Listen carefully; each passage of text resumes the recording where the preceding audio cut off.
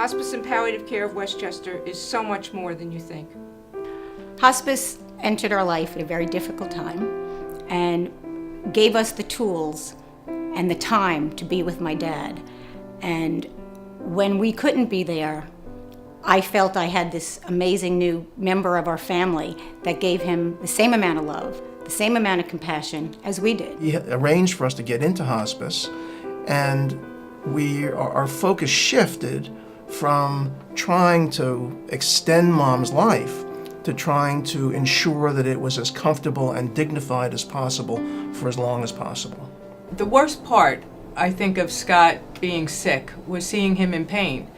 And when he was in treatment, there was a lot of pain. And when he was in the hospital, there was a lot of pain. But with hospice, there wasn't any pain. They managed his pain so well that he wasn't in pain. That was good.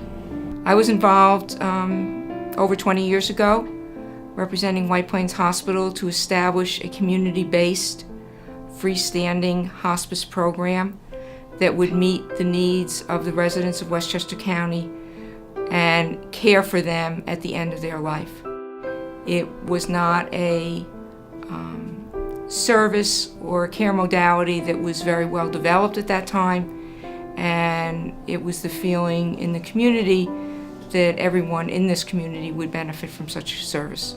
Hospice is there to take care of a patient with a devastating illness, but with the understanding that that illness affects not only the patient on every imaginable level, but it affects the family on every level as well. And we're there for the patient and we're there for the family. So I provide a lot of the medical support and direction for the pediatric palliative care team. We have team bi-weekly meetings where our entire team gathers and goes over in detail each child's situation and case. In the meeting, we involve both medical attention for the child through nurses, we have social workers there, we have chaplaincy, we have child life, music therapists, pet therapists, and together is where we can provide complete care for the child. As a social worker, when I come into the home, many times the family's in a state of crisis. They have a diagnosis maybe that they weren't expecting, or they've been told that the patient may be close to the end of life.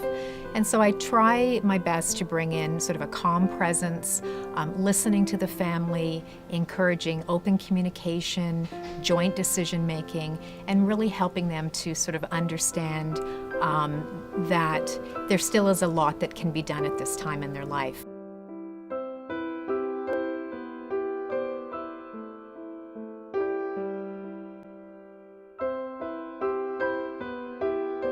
My name is Stacy Tarver, and I've run in over 15 marathons and half marathons.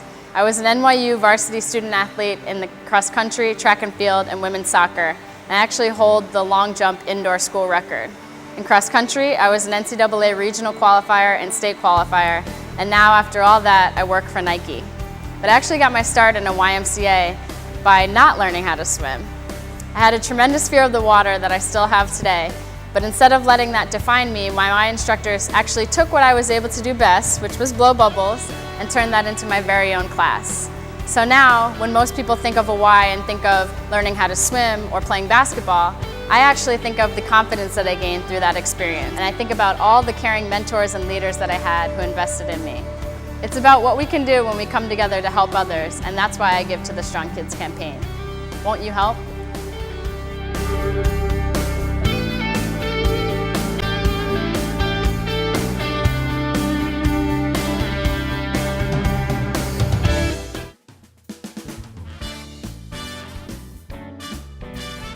It's kickoff night for New Rochelle Arts Fest 2011, and we're doing it in style at the 42 Clubhouse Grill.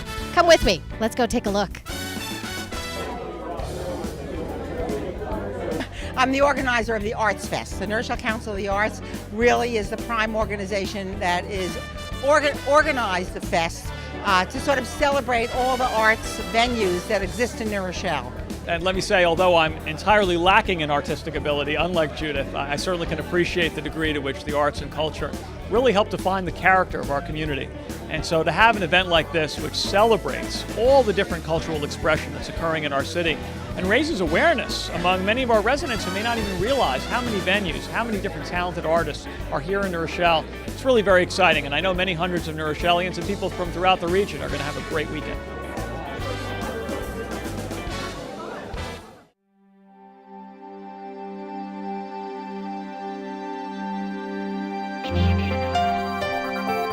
My daughter is Sabrina. She was 6 years old in June of 2011 when she was diagnosed with ALL, acute lymphoblastic lymphoma. My name is Cord Ingram. I was diagnosed with stage 2 non-Hodgkin's lymphoma in June of 2004, and I've been cancer-free for almost 8 years. My name is Christine Lorenz. My father, Joseph Lorenz, was diagnosed with non-Hodgkin's lymphoma in September of 2010 at the age of 48. He passed away a year ago from non-Hodgkin's lymphoma. Simone was diagnosed with acute lymphocytic leukemia in June of 2006. She's doing great. She is a survivor. We're very happy to hear that her cancer is gone. My role as corporate walk chair for Light the Night is to be an ambassador for the LLS, to get the word out of all the good things they're doing. What was happening to me? Where was I? What was this new world I entered? There were the books from the Leukemia Lymphoma Society right there to help me. They had a book on AML. They had a book on blood transfusions. They had a book to tell me what a bone marrow transplant was. It gave me a little window, a little help. It was the first place we turned when Carrie got diagnosed to find out information about her diagnosis.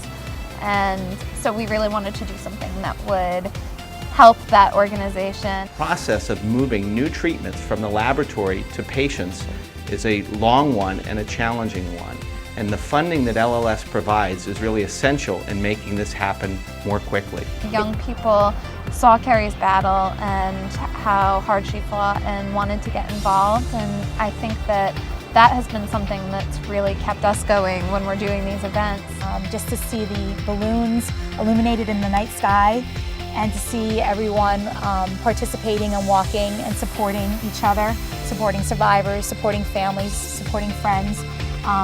It's a wonderful event.